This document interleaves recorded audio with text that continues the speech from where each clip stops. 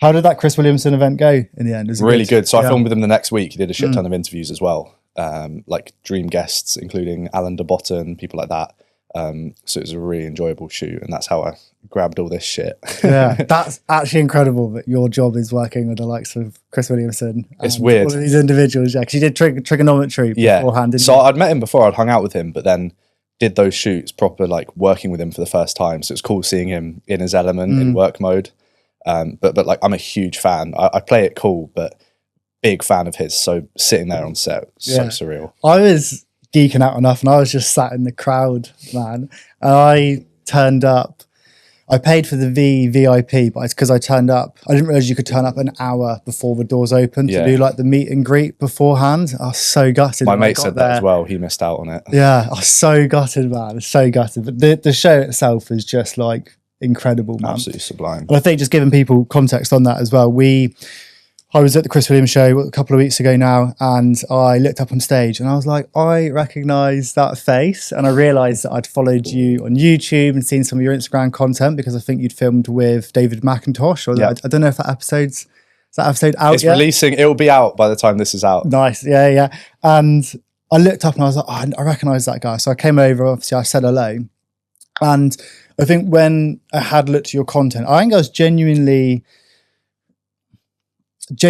no, I guess not surprised, but I saw how intelligent and how self-aware you are. I'm not intelligent. I genuinely do think you are from the content that I've seen, and we'll delve into some of those topics in a second. But I saw as well a lot of self-awareness in your content on YouTube as well and on Instagram. And then I saw that you were 19. I don't mean that to be patronising at all, but I don't know many 19-year-olds that are doing what you're doing and have that amount of intelligence and or self-awareness as well. So I'm quite keen to kind of delve into some of those topics. And you've been essentially creating content since you were 15, right? Talk me through your journey of starting content at 15 to kind of where you are now making content at 19. Well, it started before 15. I've grown up around cameras. So my mum was a photographer. She's put that hobby down now, but it meant that I was always surrounded by cameras. I've got videos of me pretending to present BBC News age 5. You're a bit of a poser. Definitely am. And I have just always had this love for YouTube. That's what I've grown up on. I hear a lot of millennials and sort of Gen Xers speaking about how they grew up on films or TV series. For me, it's been YouTube, always. Never any Netflix, nothing else. It's always been watching YouTubers. And that means that I've been exposed to a lot of shit over the years that have formed my language and maybe made it dirtier than it should be at my age. But it also means that I've been able to tap into the world of self-help podcasts, self-improvement.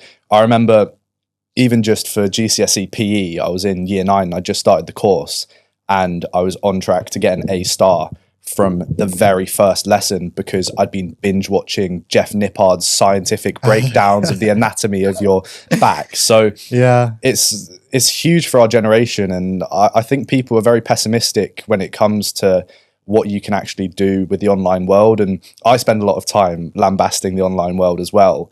But actually, if you look in the right places and if you have the right goals, you really can create what you want to create from it. So journey started being a little poser at age 4, and I really started making actual videos when I was 15, had my YouTube account set up, and I was in the fitness world initially. And I used Instagram to do outreach to a bunch of different people, sort of just offering myself as a videographer. For some reason, I felt that by providing a service, I could get in and from working behind the camera, slowly transfer to being in front of the camera, which is fun because that's now what I've managed to start pulling off. So I remember within a couple of months of having this fitness account, I reached out to one of them, and it was this tiny fitness account. I won't say the name. And I managed to get a sponsorship with them with a deal agreed that I also had to film the content for them. And that was the biggest moment. I think it's still on YouTube. How old were you at that point? 15. So I've got this video of me unboxing like 300 quid's worth of clothes from them and feeling like a celebrity. And that was the start when I realized by being able to provide value myself and services for people behind the camera, you can actually fast track the whole posing and grinding to get to a point where you're getting gifts or getting paid. You can actually almost do both at the same time. So I had that idea very early on from the start, and it's just one of my very few intelligent moments in my life where I have planned the trajectory from the start, in the sense of providing value, using YouTube tutorials to learn videography, film myself, but also film other people, and see where that takes me. I look back at some of your fitness content from when you were 15. I don't know if you were 15 or maybe 16, but you were deadlifting 200 kg. You were squatting 190 kg. And as a 27-year-old, I don't think I've not even got anywhere near that amount, nor will I ever. Like, firstly, that's an incredible amount as well. Yeah, it was the culmination of years of work, and fitness was really sort of the first thing for me to grasp. I've always had this innate sense that I want to fulfill my potential, and I don't necessarily know where that comes from. I have a few ideas, one of the things being gratitude, and sort of being even just things like shown around the fucking trenches by my dad in France when we went on holiday at a young age.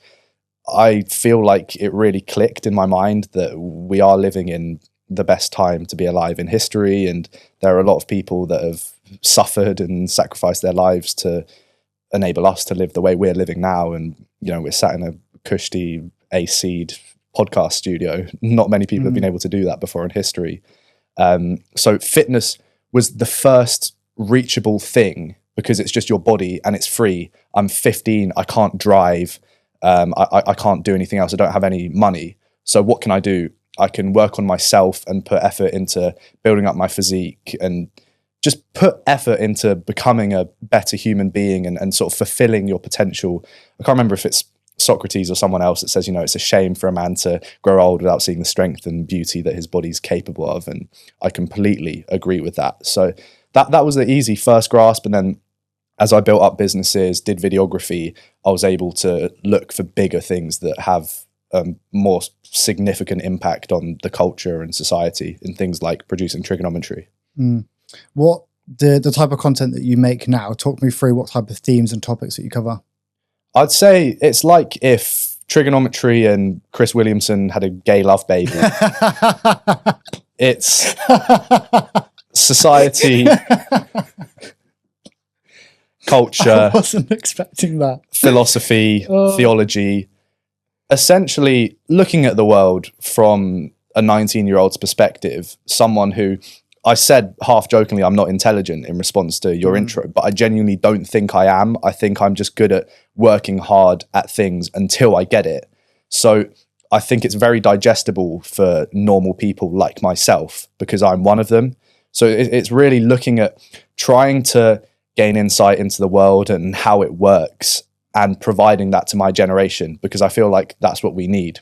There are people like Lily Phillips and Bonnie Blue bonking 1,000 guys in a day. It's really funny. On the bus here, 2 girls sat next to me on the bus were chatting about it and just talking about how disgraced they were, because one of the girls was telling the other girl she'd never heard of them, and she was like, what do you mean she's shagging 100 boys in a row and all of these things? But I think that's actually not, it's not real, is it? It's all of a facade created to... I've done my research. To create the virality. I've done my research. It's at least like 50% real in terms of the numbers, because Lily Phillips fucking posts it on her Twitter. The actual guys she's banging. I literally retweeted the mini documentary teaser of the day she did that, and I was like, with sparkly emojis, this is female empowerment, because it's really not, in my opinion. But yeah, we've got all of that content being posted and brain rot. So I feel like there needs to be people that stand up and counter that with something genuinely valuable.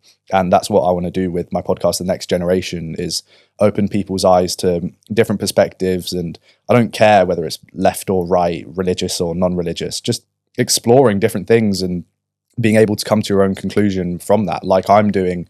I'm going on this journey with people in the podcast, and we'll see. Maybe I will end up some far right fascist one day, but I very strongly don't think I will.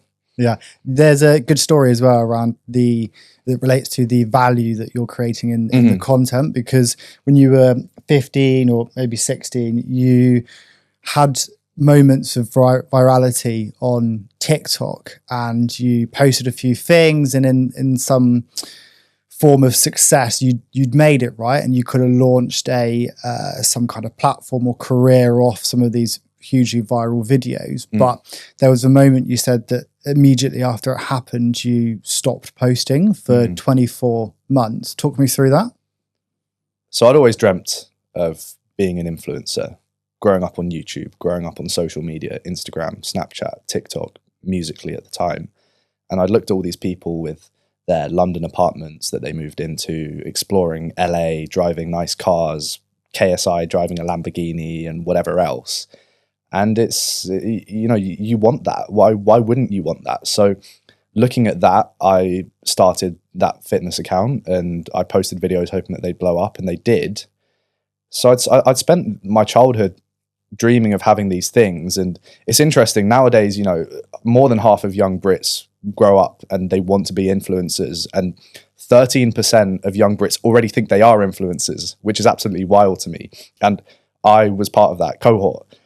So I started posting, looking at what I could do to get viral, and that was the only thought in my brain. What can I do to get viral? What can blow up? Packaging things in a way that were provocative and that stood out when you're scrolling down that infinite scroll wheel. And I absolutely smashed it. 3 weeks, started posting these public interviews, asking girls about what body type they'd prefer on a guy. And one of them was me. So it was like, oh, surprise, it's my body. Absolute toilet content, but it was fun, and there's nothing wrong with providing some entertainment too. I did that. I think I got 16 million views in the space of 3 weeks. Wow. On TikTok. Gained like 1,000 or 2,000 followers on Instagram. Everything I'd ever dreamt of. Hit the magical 10K follower mark on TikTok. And I remember staring at it blankly once it happened, and the joy was over straight away. And it was so unexpected because it was this thing that I'd been dreaming of for years, looking at other people and wanting what they have and I don't.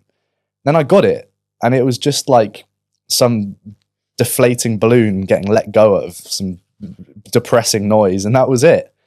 And it made me realize a long time after that the reason it felt like that, and the reason I then stopped posting after that, even though I'd hit the goals and was on track to hockey stick curve and progress upwards, was because there was no actual end to these means. They're means to an end, right? Getting followers, they're means to an end to be able to do something. But that's not what I use them for. The followers were valuable in and of themselves, even though they're not. So I just disappeared after that. I remember everyone from school coming up to me and being like, oh my God, I've seen your videos. They came up on my For You page, and it felt great feeling like a celebrity, but I wasn't, because I was just another guy that people had scrolled on and happened to like a 10-second video of and then forget about. So I think there's a real distortion with how much value we actually put on views and subscribers. And it's weird that we can't have the introspection of looking at what we do in terms of our scrolling patterns. Like when I like a TikTok, I'm not taking a mental imprint of this person and wondering what their life is like. I enjoyed the video and then I move on. Whereas for some reason I thought that because I got these followers, or because I was going to get these followers, it would be more valuable than that without actually providing the value. So yeah, I just stopped after that. And I spoke about this on my podcast with Ruby Lola. It took me like 3 years to actually realize why I stopped, but that was it. I was providing, I was posting content for myself rather than providing value for other people and serving other people. You also mentioned something around the idea of Good Hearts Law at the Ideas Festival. Talk me through what that is in relation to the authenticity / aim for virality of content that's being created.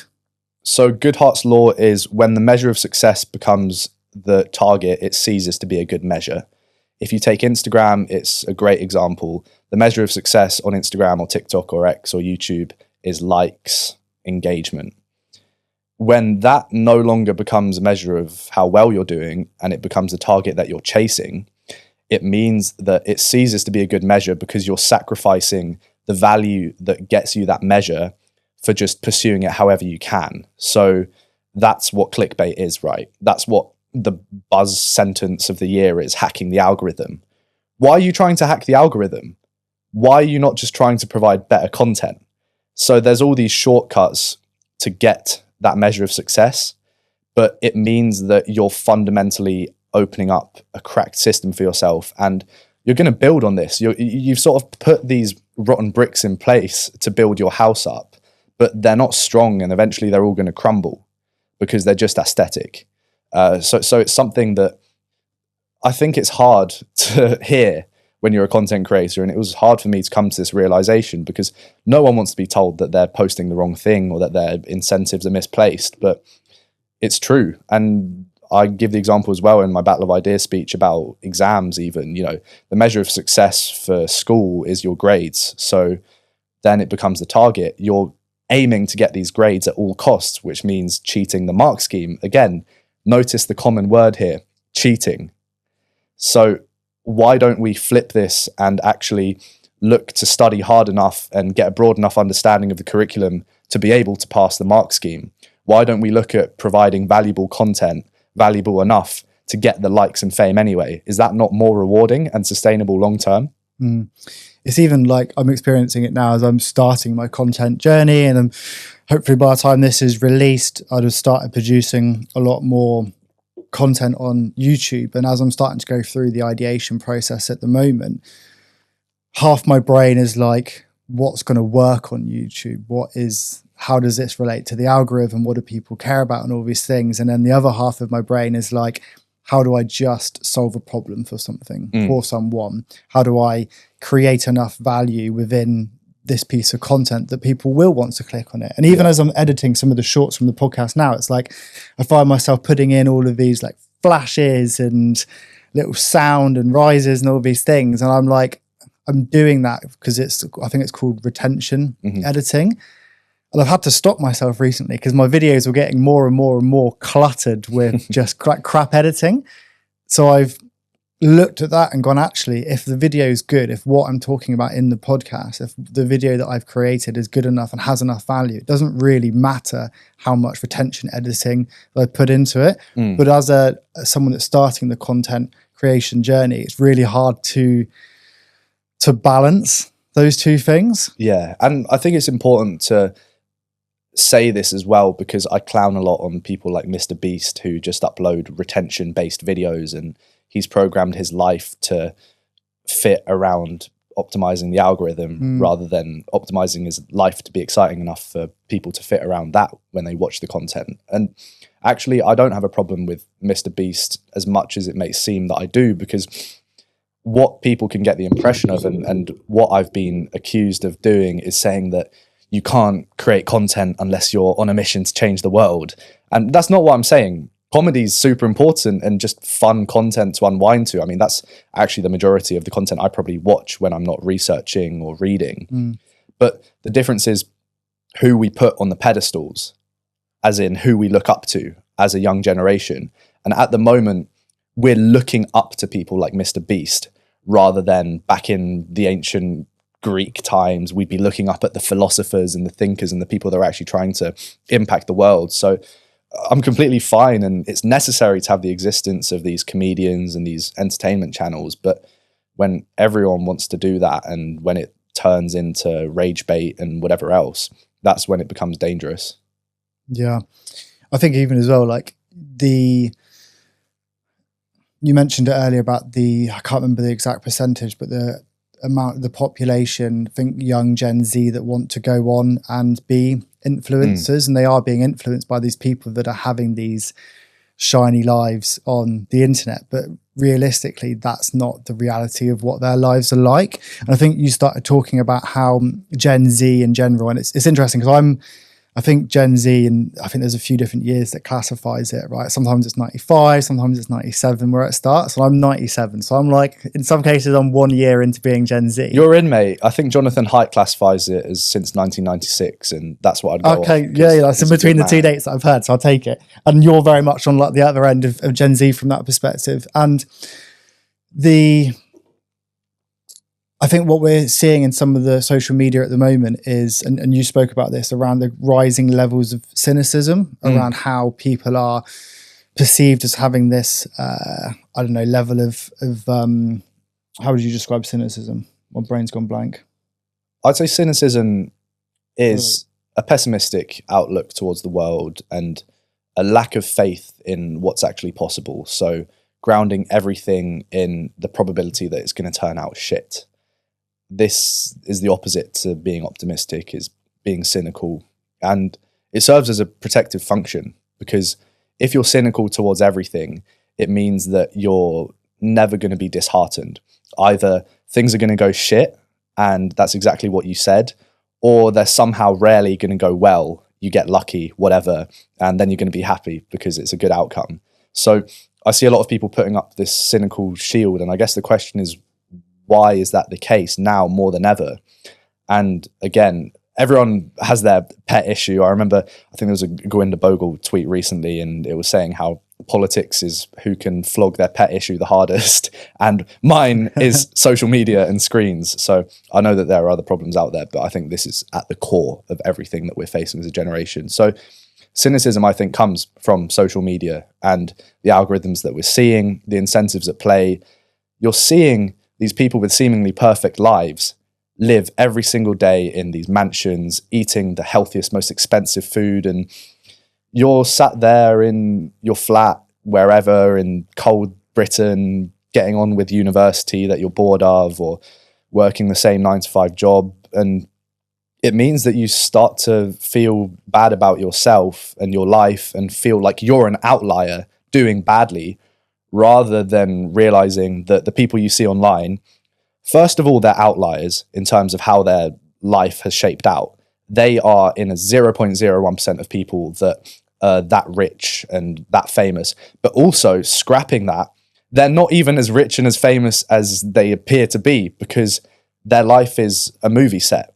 Everything is carefully curated to make it look better than it actually is. And I know this from working in media on productions, and it's weird because you have quite literally worked with these people that are at the pinnacle of fame when it comes to being influencers or being creators. Yeah, and some of the first shoots I did, they were product shoots, and it's very much known that it's curated and put together.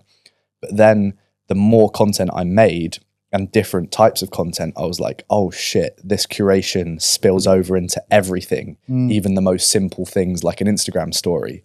So you really do need to be aware of that, and knowing that that's the case. I'm very lucky that I can literally see that that's the case, but not everyone has that privilege. You need to be aware of it, because that stops you from becoming cynical and disheartened and putting up this protective shield saying that everything's shit because you feel bad about your life, when actually the odds are you're doing great. If you're even watching a podcast like this, you're probably in the top 1% of people looking to better themselves. And you can't be fooled, because that's what a lot of people are being having done to them at the moment. They're being fooled by what is effectively, someone's highlight reel. Let's talk about and this is something I was researching last night, was almost this, I don't know if juxtaposition is the right word, where you've got this rising growth of the self-improvement community, but at the same time, you've got this counter movement rejecting the toxic productivity that we're seeing at the moment. What are your thoughts on that? Yeah, I think you're seeing the extremes develop in anything that you look up. And again, I'll stop flogging my pet issue of social media after this, but it's driven by everything being extreme on social media. It doesn't work to provide something nuanced to instantly get 1 million views. Whereas if you push something extreme, like David Goggins screaming who's going to carry the boats and going on a run while he's got a broken ankle, that's going to cut through pretty well. And on the other end of that spectrum, saying that it's okay to rot in bed and showing this lifestyle of doing nothing is also going to cut through. Whereas having this happy medium is much harder to display, right? And it's less interesting. I'd agree with anyone that says that. I like watching extreme content, but also I try to keep grounding myself and realizing that that's put on. So this cult of self-development, as a Spiked article calls it, is this idea that people are almost hanging on to self-improvement now as a vice rather than as a tool to develop and improve. Things like having a sauna every day and grounding yourself on the beach with bare feet on the sand, it no longer becomes a tool for bettering yourself and being able to adapt to any situation, because as soon as you lose that almost religious ritual of always doing the same things, you're fucked. And I see this with so many people. They have certain routines that are meant to be productive, and they do things that they say are doing the hard thing when maybe they're not. They're actually just trying to prove to themselves that they can do difficult things, but the things that they are doing become routine and they adapt like we do to anything. So they're no longer difficult. So we need to be really careful in this self-improvement space that I'm in, that we're constantly adapting. You know, your body's at homeostasis, whatever it's called, and it always seeks to reach that level. So if you are doing ice baths every day, sick, well done, you're doing the hard thing. But calling me out here. Oh, really? You're doing the hard thing. But after a while, as I'm sure you felt, it gets easier to get in that bath. And maybe eventually, if you do it for a year or two, it becomes harder to not do the ice bath. I'm not saying you need to get rid of the ice bath, but I'm saying you need to seek out new challenging things. And the other lens I'd put on this is that a lot of these things that we're professing to do as hard things, they're always physical. And I started by saying I reached for that straight away when I was young as a way to better myself. And maybe that's why all these hard things that are put online are physical, because it's the easiest thing to do for anyone. But there are a lot of things in life that aren't physical, but they're maybe just harder to market. Something like going and signing up to a conference or some sort of mini TED Talk variant where you're giving a speech on something that you're passionate about. The most amount of people that I know would be more terrified of doing that than getting in an ice bath. So it's important that we tailor the difficult things, first of all, to actually be difficult, but second of all, to be useful, because without that, there's no point in doing them, really. You mentioned as well online that, and it was in reference to Alex Hormozy and Chris Williamson, who were speaking around how confidence doesn't come from shouting affirmations in the mirror. It's having an undeniable stack of proof that you are who you say you are. Outwork your self-doubt. And you made a video talking about how you had an issue with this, because you're essentially saying that, well, self-confidence in isolation yields no reward, and people are doing these almost worthless, hard tasks just to create a level of self-esteem. Yeah, I think I say in that video as well that self-confidence in isolation without a directed source of your energy and distribution of your focus just becomes a self-assured circle jerk. There's a bunch of people standing around that are self-confident and they think that they can conquer the world until an unseen challenge is put in front of them, and then they don't know what to do with it. So I do, again, this is maybe me buying into the online narrative of trying to be provocative. I'm being a bit of a contrarian by making that video, because I do agree with 90% of Alex Hormozy's quote there. And I say that I do agree with the premise of it, almost. But you just need to be careful. Again, it feeds into the cult of self-improvement, that you're doing these difficult things and you're gaining this stack of proof, but that it's actually relevant as well. And I also recognize the level of hypocrisy of me literally hosting a self-development podcast and now talking about the cult of self-improvement. It's great. It's introspection. I do recognize it a lot. And what I've started to realize is that the self-improvement scene is essentially marketed as this lifestyle product. There's these courses and routines that you see online, like platforms like TikTok, for example. There's this constant, I don't know if it's just my algorithm, right, but I'm constantly being shown this next 30-day transformation routine, all of these things. And I am one that's contributing towards that content. And I do think it's a mix of genuine personal development and authenticity of I want to create content that is helping people, but I do recognize that the entire industry has become commodified at the same time. Like everyone that's creating this content is being paid to create this content at the same time. Yeah, again, show me the incentive, I'll show you the outcome. The incentive there is to keep on inventing these dragons to be slain. So if you touch on a genuinely good way of going about improving yourself, if your audience becomes adapted to that and you get a video that blows up with that piece of advice, you're going to seek to find more things. It's not enough to just do one. So I just think we're going about things on slightly too much of a shallow level at the moment. And I think that people yearn for something much deeper below the surface. Like all this stack of proof stuff is the tip of the iceberg.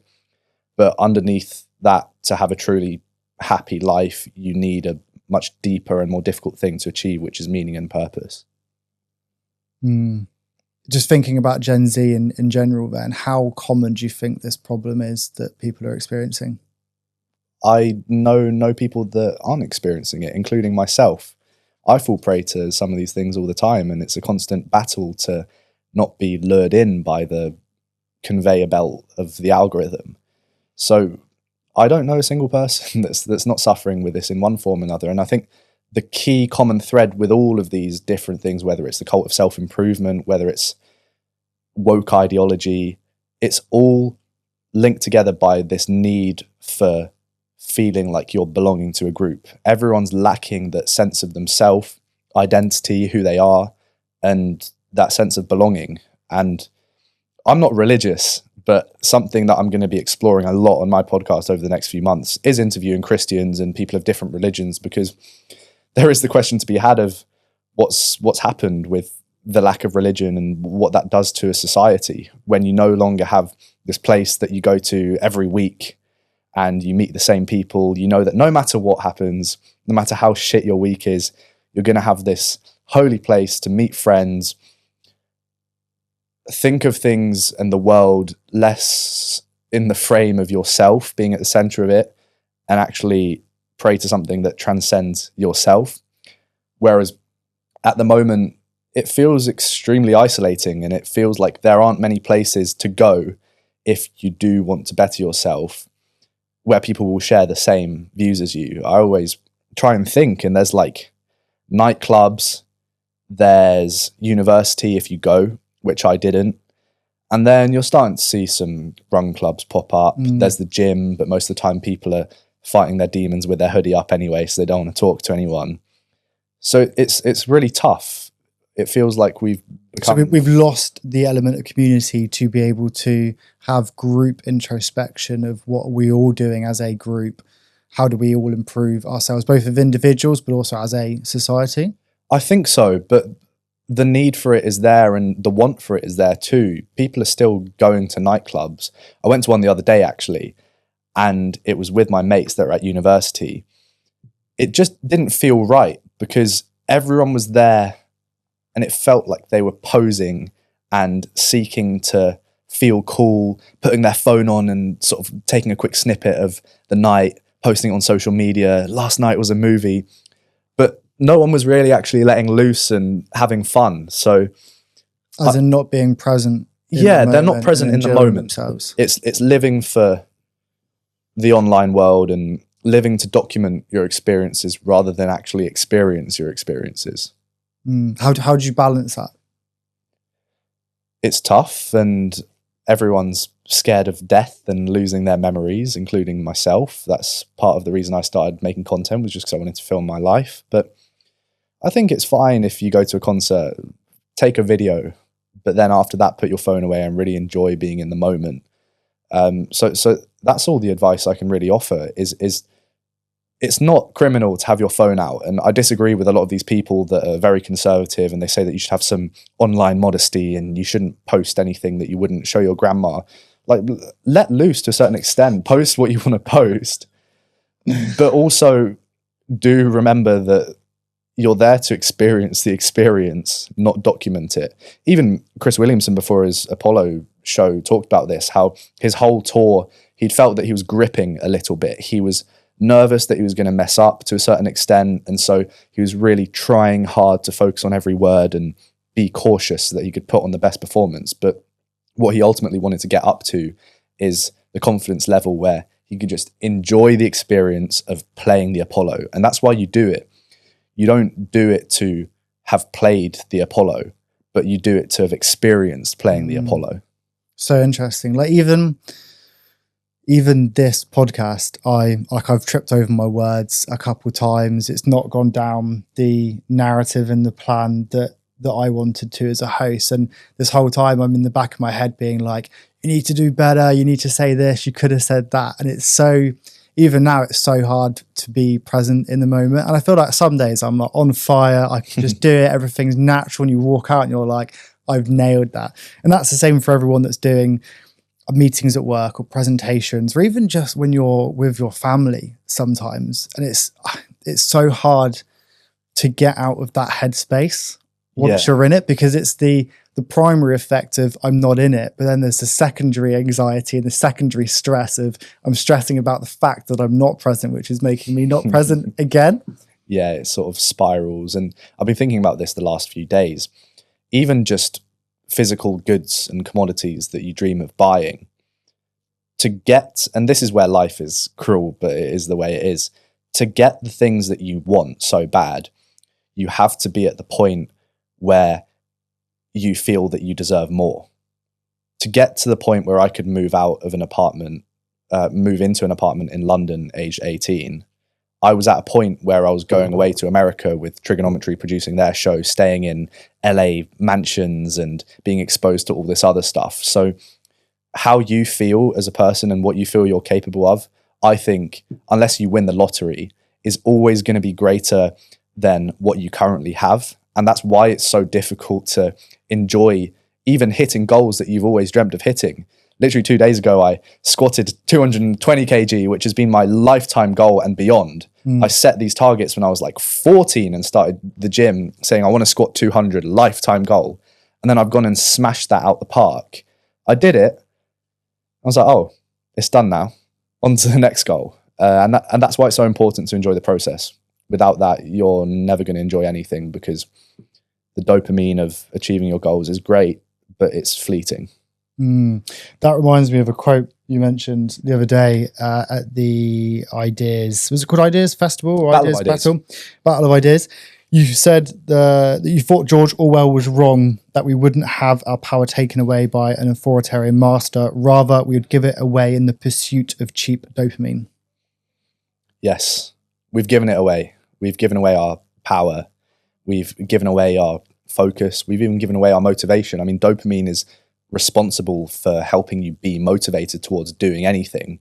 And when you start doom scrolling online all day and fry your dopaminergic system, you're no longer even going to have motivation scientifically on a hormonal level to do anything in the world. So we're like these sick rats that keep on digging in the same corner of the room to find treasure, and we keep on being returned with nothing. But we keep on digging and digging, even though we keep on knowing the result. I mean, you even see it's gone to a level where I think people are addicted to social media.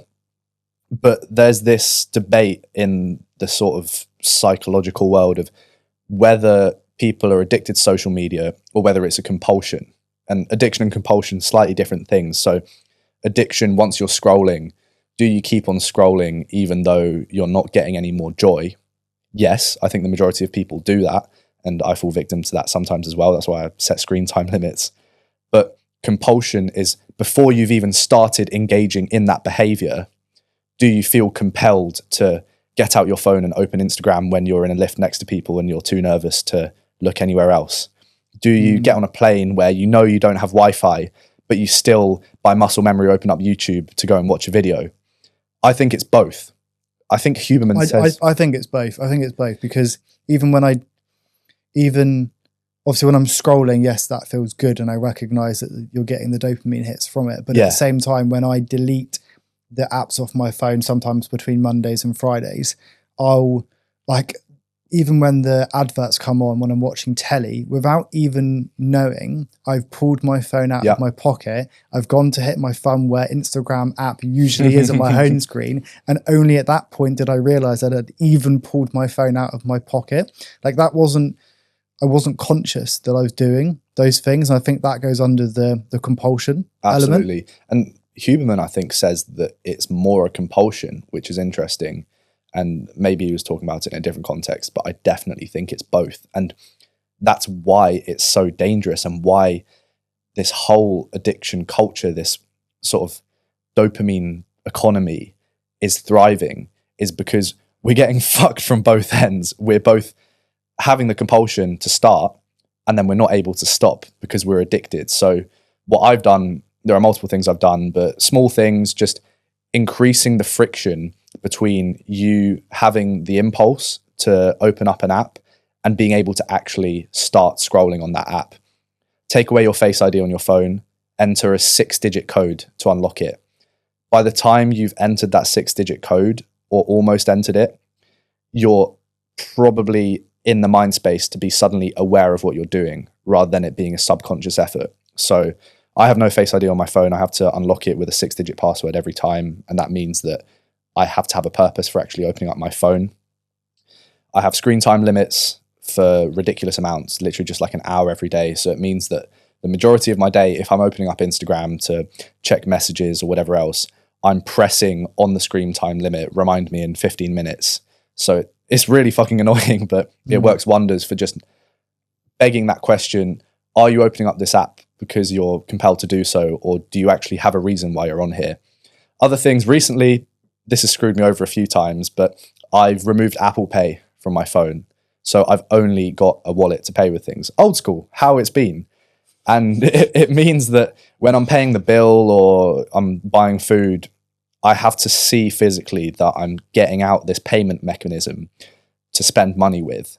And so far it's made me more aware of actually the money that I'm spending. Whereas when you're online and you see this more and more, everything's getting streamlined by things like Shopify that are great for converting sales. But the reason why they're great at converting sales is because it's essentially just stripping down friction. That's what it is.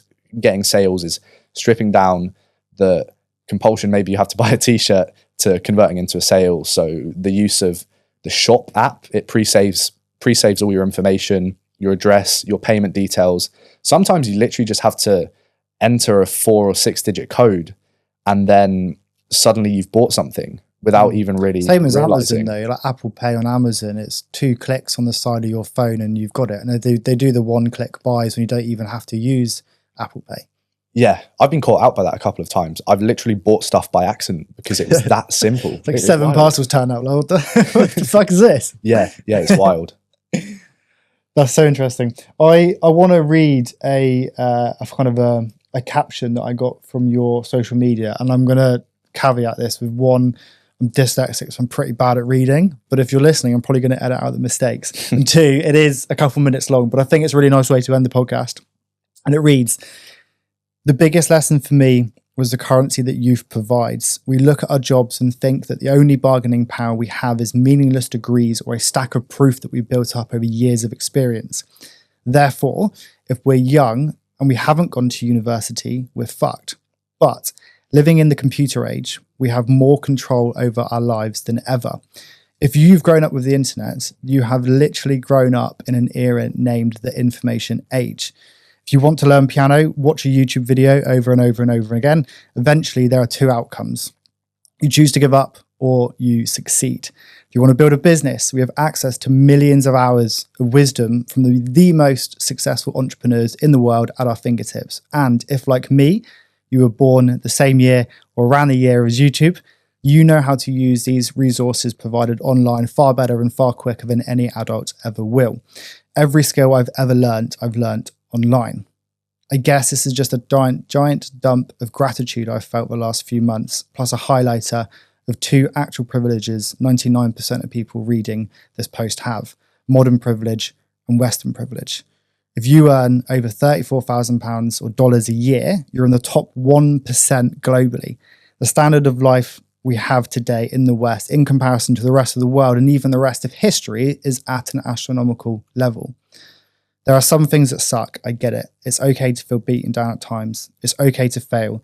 Suffering and poverty still exist, and like everyone, I wish I could eradicate it. But I see a world I live in compared to what it could be, and I just want to make the most of the cards I've been dealt. I'd feel lazy and grateful not to. What inspired that post? That was the culmination of a great year for me, where I had incredible opportunities that I was afforded, and it was the best year of my life. And that was a summary of the mindset that had carried me through that year and got me there in the first place. And this is one of the things that has fueled me, is gratitude for life. And it feels like it's missing. Jimmy Carr says, I think, that we're living in objectively the best times ever, but the subjectively worst times ever.